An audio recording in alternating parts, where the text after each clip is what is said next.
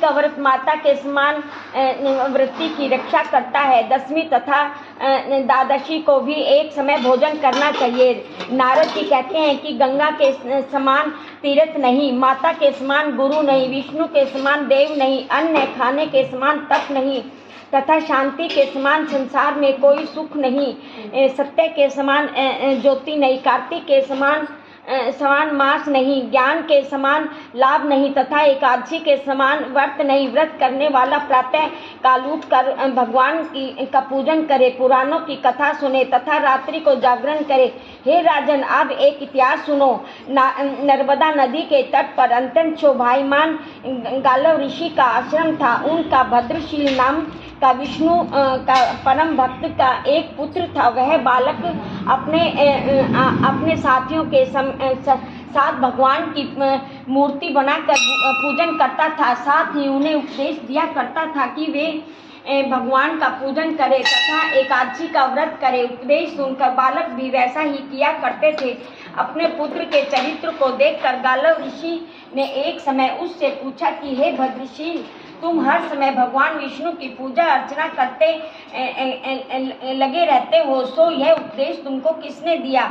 यह बात सुनकर भद्रशील बोला, हे पिताजी, मैं पूर्व जन्म का वृत्तांत सुनाता हूँ। पहले जन्म में मेरा जन्म चंद्रवंश में हुआ था। उस समय मेरा नाम धर्म की कीर्ति था।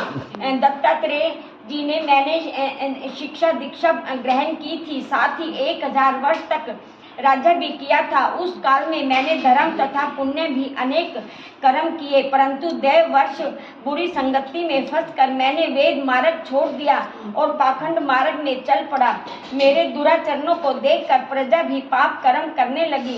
इस तरह धर्म शास्त्रों के कथानुसार प्रजा के पाप का छठा भाग मुझको भी मिलने लगा। एक दिन शिकार खेलने के लिए मैं वन में गया। दिन भर भूखा प्यासा रहा, खाने पीने को कुछ नहीं मिला। जंगल में भटक जाने के कारण शाम को घूमता फिरता नर्मदा नदी के किनारे जा पहुंचा। उस दिन एकादशी का व्रत होने के कारण वहां पर एकत्रित अनेक वैष्णव भगवान का भजन कीर्तन कर रहे थे। हारा थका हुआ भूखा प्यासा होने के कारण मैं भी रात भर वहीं पर पड़ा रहा और प्रातः काल होते ही भूख प्यास से मेरे प्राण निकल पड़े। उसी समय यमराज के दूत आए और मुझको पापी समझकर मारते पीटते हुए यमराज के पास ले गए। वहां पर यमराज ने चित्रगुप्त से मेरे पाप पुण्य का लेखा जोखा मांगा।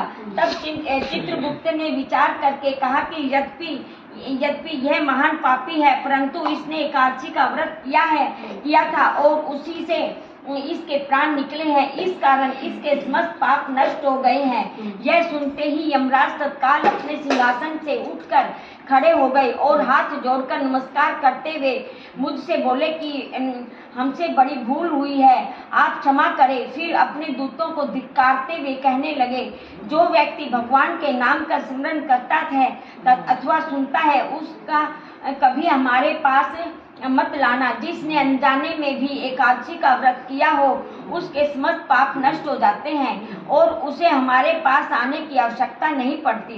इसके बाद यमराज ने मेरा पूजन किया और फिर मुझे सुंदर विमान में बैठाकर विष्णु लोक को भेज दिया। हजारों वर्ष इंद्र लोक तथा विष्णु लोक में रहने के लिए अब फिर मैंने यहाँ पर जन्म लिया है।